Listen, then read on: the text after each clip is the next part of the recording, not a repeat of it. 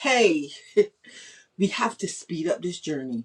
The hurricanes and the rains are coming, and we need to get the roof poured. I told you in the last episode we're going to Barbados July 2025, and you accepted, and here we are. So thank you for traveling with us. Thank you for coming on this journey, and welcome to Grantley Adams International Airport, Barbados. Today is July 18th, 2025, and welcome to the place of our birth, our home, the place I love so much.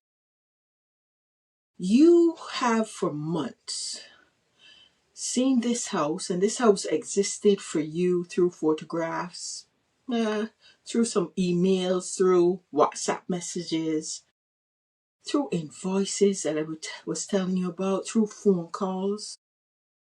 Every update painted for us another piece of the picture. But nothing prepared us for what it felt like to finally stand on the land ourselves, right?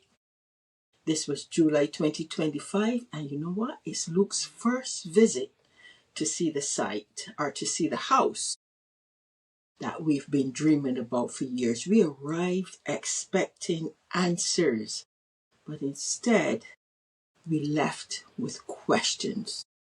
Welcome to Building Back Home with Jackie. Yeah, man, the vision's strong.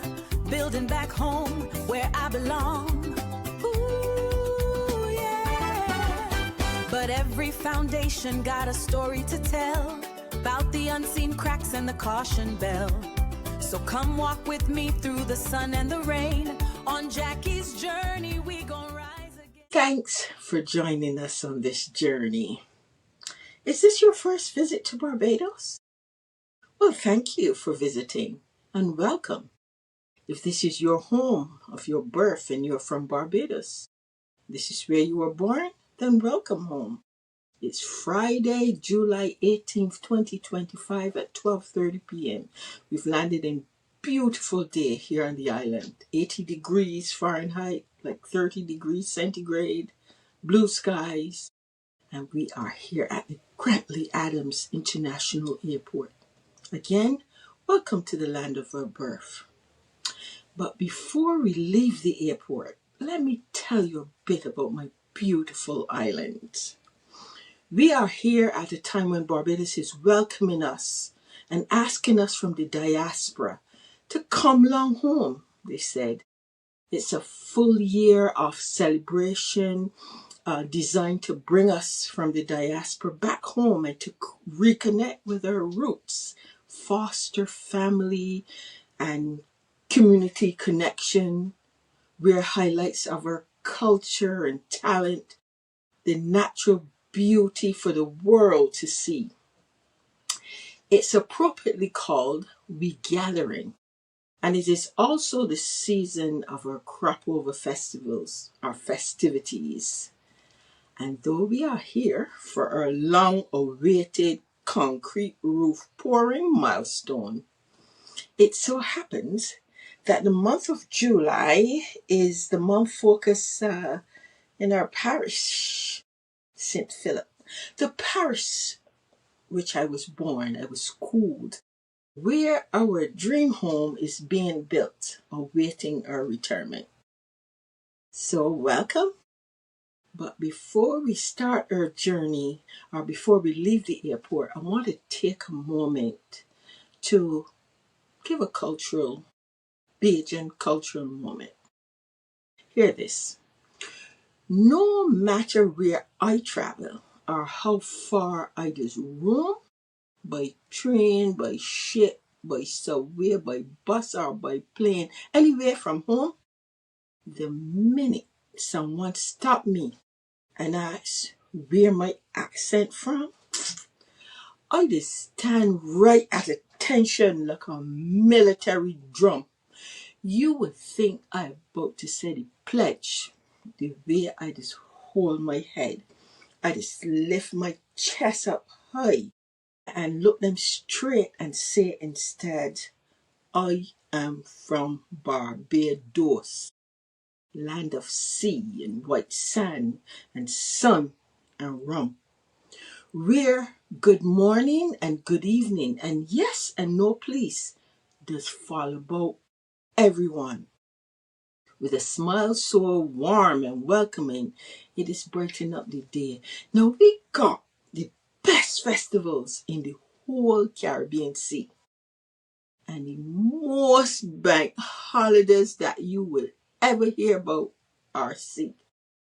We just dance the soca and the kaiso and calypso and kaduma sweet. And when the top band and the pants start up, man, we just wind all down the street.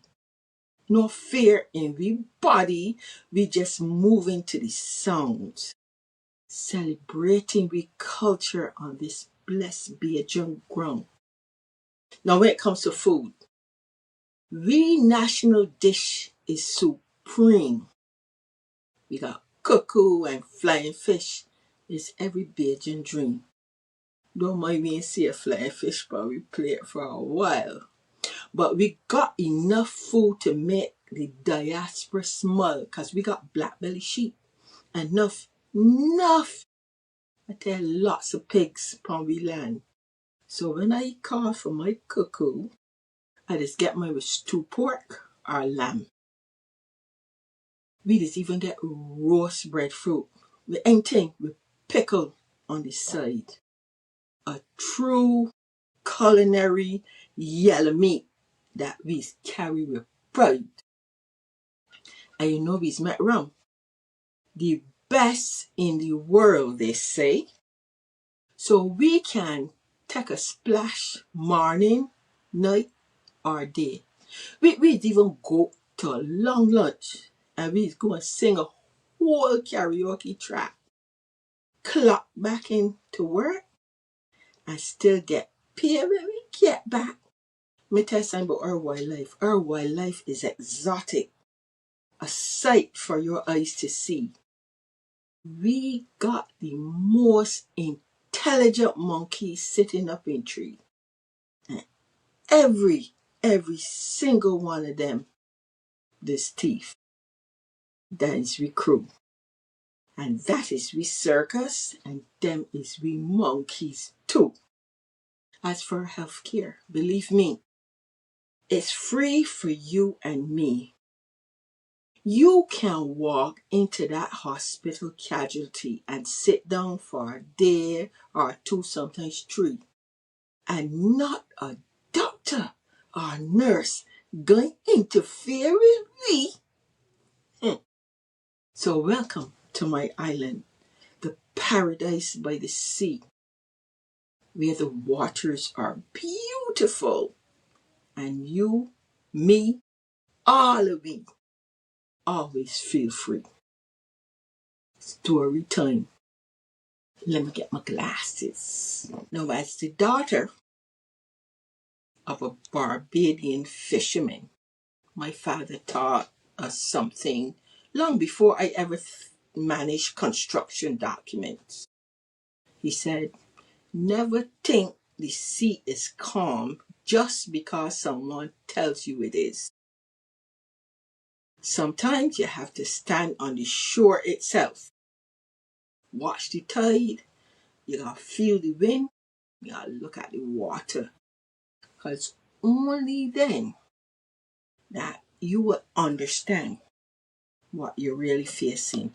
And July 2025 now reminded us of that lesson. Because after months of managing this project from New York, Luke, our daughter, and me, we finally stood on the land ourselves together. Ground began telling its own story. I don't think that I'll ever forget that first drive when we pick up our rental car at the airport and knew that our first stop, especially for Luke, was going to be the project site. Man, the excitement, the anticipation. And you in the diaspora, I'm sure you know as you land on the land for which you're building, you get that feeling that that's one of the things you want to go and see. You want to look at the spot if you haven't started. You want to go and look at how far your construction may have gotten if you have started. And Luke had watched this project grow one photograph at a time and from the phone, but now he's finally seeing it with his own eyes. See this video here, that this little clip our daughter took. I felt excited for her parents.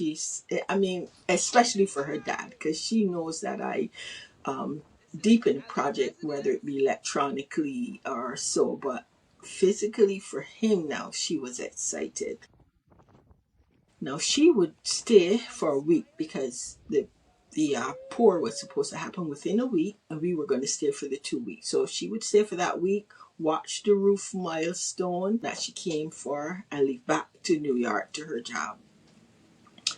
Now there were smiles, there was hope, there was gratitude, there was praise to our Heavenly Father. And that moment, we believe we were walking into the next exciting chapter of our build. Now, we had a routine. Every morning, we would get up early, and after we drank our tea, our coffee, and we had some biscuits and cheese sometimes, or even some leftover fish cakes, we would take a 6-minute, I believe it's about 6 minutes or so, drive to the site. Every morning became the same. We would pack a cooler with a few drinks, sometimes some snacks, 2 plastic chairs, because the house had nothing but little walls, but we liked the wind coming off the breeze that you can feel from the sea, and we would drive to the project. We wanted to be there to see progress, to meet the workers, to feel the dream. And we'd arrive at the site before most of the work there even began. We weren't there to supervise. We weren't there to supervise anyone. We were just simply there to observe and to experience the project, to see with our own eyes what months of emails could never fully capture. We sat there and we felt free. Looking back now, my listeners, those quiet mornings taught me as much as any meeting could. Because the community, the people walking by, going to and fro, the land started to talk. One day, as we sat there, someone stopped by and they said, "One is the owners?" And we said, "Yes." They seemed so surprised that work was still active, because from their perspective, very little appeared to be happening on the site. Another morning, we met one of our neighbors, and that's when we also confirmed that was the neighbor for whom the water was reaching our site, and electricity, that's where it came from. Then another morning, a gentleman walked onto the site and mentioned that some equipment on this site belonged to him and that he'd been trying to reach the contractor about it. Now, this is about the 4th day or so, early in the morning. Another time, we we had just gone to this site, and a man was there with a rock stone, country Bajans, hitting on the container, hitting the lock. Now, I must tell you that for me, when I see stuff like that, I get frightened and I get nervous but look ready to jump out and find out what's going on. So I always try to calm the situation. Let's just go. And for me, I'm gonna go and say, "Good morning, may I help you?" Luke went and he jumped out with this anger. I said, "Yeah, what you doing?" So he said, "One is the owners?" And we said yes. And we learned that the contractor had just dropped him, well, had not just, but dropped him off there earlier and quickly left. And he had no keys to the container or tools to work with and needed access to the site because he had been asked to perform some work. And the work was to put up some jacks, which I told you earlier, someone told us that some jacks on this site is theirs. And he said he didn't have access to the tools he needed. Now, we weren't trying to investigate anything. We simply listened because these conversations didn't tell us or didn't tell me what was true. But they did make us curious. And sometimes, my listeners, diaspora builders, curiosity is where your good project management begins. So anyhow, let me go back to the first day on the site. On July 19th, because we came in on the 18th, I sent a message in the group chat asking for a meeting the next day so we can walk the site with the contractor and the architect, Luke and I. It was agreed and that we would meet around 10 a.m. the next day. The meeting was held. And it was the first time we had a chance to see and hear and feel the site from the architect and the builder's view. And then the request for some changes began because, I saw this thing here. Why is this one here? Make a change here and so on. We thought that the meeting went well because after the walkthrough, I added a thank you note to the chat and listed all the items that we had discussed at the site walkthrough because my document control mindset made me document this event as though it was meeting. So it was meeting minutes for me. Now, remember the temporary utilities, the water and electric that was paid for back in October of 2024. That became one of the questions in the meeting. Do you recall? That simple question that Luke had asked. That was back in April. Yes? If you don't remember, then go back to episode 4 to hear the question. And please, I beg, please subscribe and share this with anyone you know who's building, whether they're in diaspora or building locally home or anywhere. And also follow and hit the notification bell and join the journey. It's in a cruise, but we need the help. I beg. Now, one thing became very clear. The water meter and electric box still required action. So instead of assuming it would eventually happen, Luke and I decided, you know what, we can get her early in the morning. And before we come to the site, we can go down to the Barbados Water Authority. We can drive and go down there ourselves. And on July 21st, early in the morning, we went down in plane to the Barbados Water Authority. We stood in line. We applied and we paid for a meter to be installed.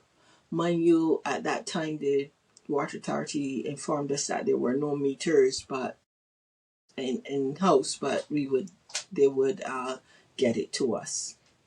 I also, at that time, with my document control mindset, I told myself, remember to log this transaction that took place here at the Barbados Water Works as a credit because we've already paid. So now it's a second payment. We would need that to be documented or credited to us, right? We completed all the necessary steps and we paid the water meter installation on the same day at 1:19 p.m. after we left the Barbados Water Works. I added this note here to the chat. That experience, though, reminded me that sometimes progress doesn't happen because someone remembers. Sometimes progress happens because you show up. But we are here for the milestone, the roof pour. And every day, one question kept coming up. On July 23rd, a WhatsApp message said, "It will be tomorrow." Then the architect asked, "How is the rain affecting things on the site?" The questions kept being asked as her time to return started to draw near. A few more days and her daughter would be gone. One more week would be left for us. And the question that kept coming up, when do you think the roof will be poured? Tomorrow, depending on weather. Then, Thursday, July 24th at 4:40 p.m., I saw this message. Concrete, 10 o'clock tomorrow. Yes! Yes! Friday, July 25th. I was so excited. I sent this message. Drinks on us. Because we were excited. We got up early that morning, like we were doing always, and we packed a cooler with some ice. Look, and I pack a cooler with some ice and some drinks. Because we say, you know what? For the crew, after the pour, whomever took part in that major milestone, or we went over the project and we sat there, we would share these beverages with them. While we there, about an hour or so later, we saw the contractor drove up and we were happy, glad. And we were, you remember emotion? I was happy, glad. But he came up and he had his phone to his ear. He didn't acknowledge us. He backed us as we faced out of the project. And we stood quite a distance away. But from his hand gestures, we knew and felt like something was wrong. Luke and I sat there quietly as the minutes passed. The contractor had not yet acknowledged us, as I said, and he continued to look concerned on his phone. Then my WhatsApp phone rang, and this unknown 246 area code showed up. And I answered, "Good morning." And the voice said, "Morning, ma'am. The concrete guy. The contractor tell me to call you and tell you we have a problem. The concrete plant is down, so we won't be able to pour today." I want to add here though,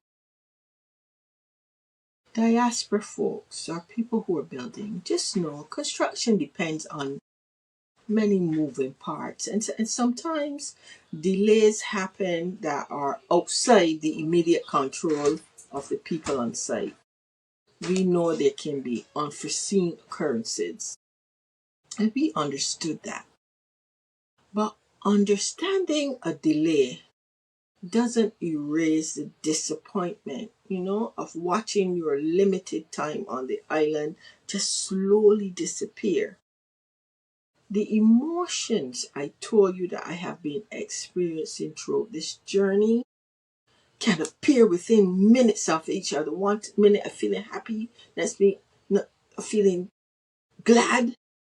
Now I was frightened, sad, because it's the weekend And those of you who know the holidays, we have a lot in Barbados. It's also crop over season, and it's the regathering event. So a party fever is in the air. That I ain't going to work today song. So and there was no word about the poor. And our daughter has left. Then 3 days later, Monday, July 28th, I want you to hear this message, hear my voice. I must say that while listening back to this message, it made me realize that as a captain of this journey, I was noticing that we kept drifting even further on this journey. Our daughter had left. Seeing our daughter's disappointment, though she was okay, it's not for her, she said. She said she was sad for us and especially hurt for her dad as she saw the sadness in his eyes as she left for the airport. The roof was not yet poured. Now this went through me and my energy changed because the protection of my family kicked in that changed my tone. And I want you to hear my message in the chat, and I want you to tell me what you are feeling or how you would feel or what you would have done. Drop it in the comments. Good morning to this chat. Yesterday, you told me you would give me an update in 45 minutes. I haven't heard back from you. But at this point, I'm telling you, I have never been so disappointed. Like, I'm not getting any idea. We are soon going back and this roof hasn't been poured. I am to the point that I don't know how I should move forward. And if you are hearing this anger with me now, it shows that I am at a point that this is almost like I feel lost and I would like to understand what is going on. We do not want to leave here. And that roof is not poured and the rains, the rust, the thing, I'm telling you, you have never heard me like this. And that's because I'm changing up appointments, changing up everything to surround myself with what's the next status on this project and trying to put myself around. I'm hearing from you and then somebody else texting me and the plants. So I don't even understand what is going on. And every day now, the last 2 days, we had some beautiful sunshine. I can bet now by time something that's going to come up and you're going to say, it raining and we can't do it. I do not want to leave Barbados and that roof is not poured. This is how frustrated I am. You know, all Tuesday, July 29th, nothing. We were waiting, but Luke and I, we still did our usual early morning visit to the site. No activity, no work, no workers, no crew, no machinery, no roof pour. And the rain started to come. And that morning, as we entered the site, as we usually do, this here is what we found. It had rained. The water collected inside the structure, and God knows how many times it had done that before.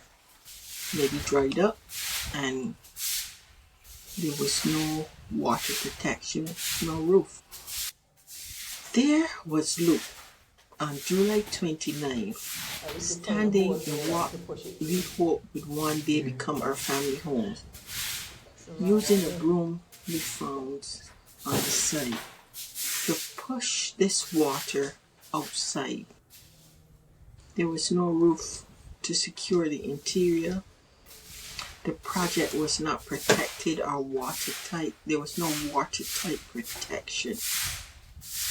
Watching him, I realized something. This trip wasn't becoming the celebration we had imagined. It was becoming an education, one that no email could have taught us, no WhatsApp could have taught us, nothing. Then on I believe it's the same day, about 2:24 p.m. A message came in on the chat from the architect, and I quote, "Good morning, team. Check in on the poor." What a feeling. We were becoming numb to the questions, the no responses, the delays, the disappointments, the excuses. Next, we were told the pour would happen on Sunday, August 2nd. This time, we were not excited because we know that we were leaving the next day, which was Kudumat Day, by the way. And as we got our bags ready to return to New York,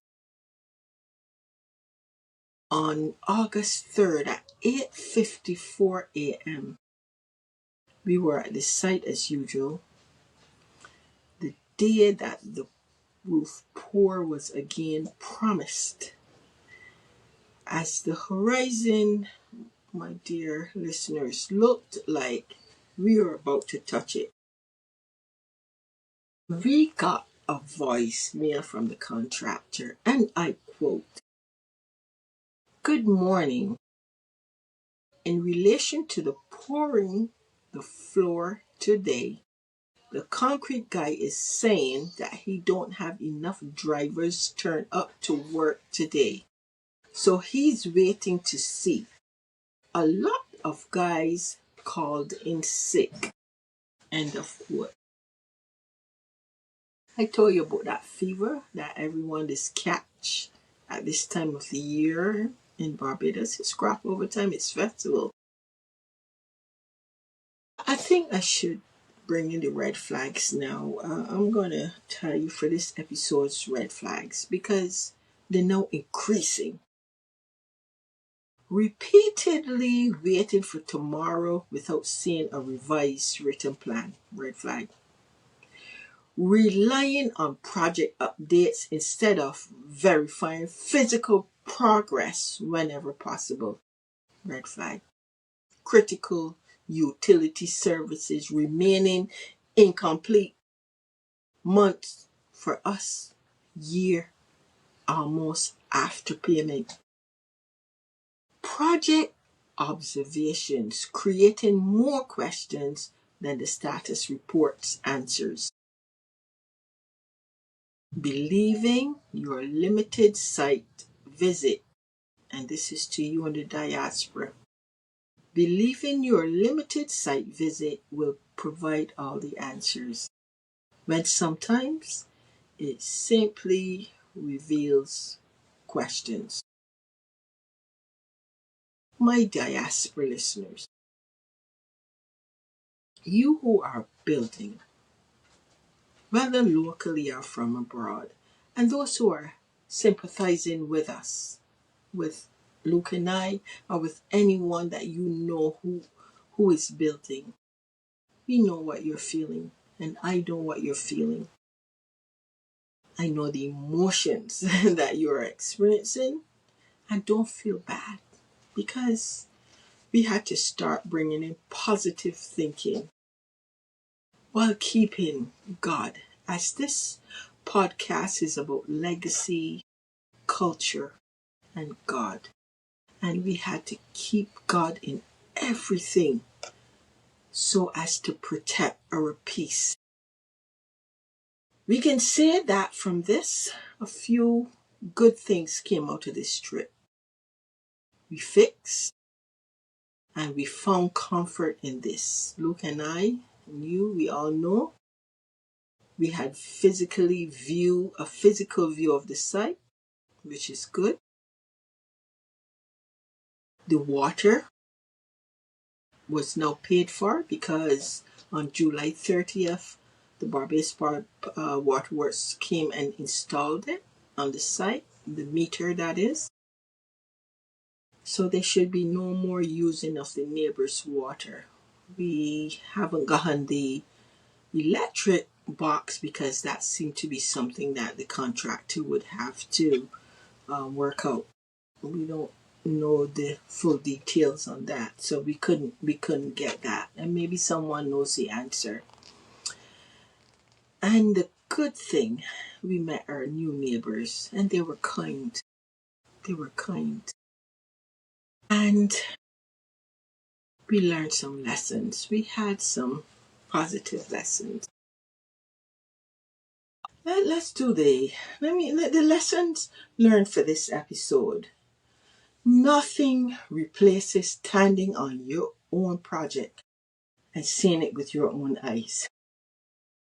Observation is one of the most valuable project management tools.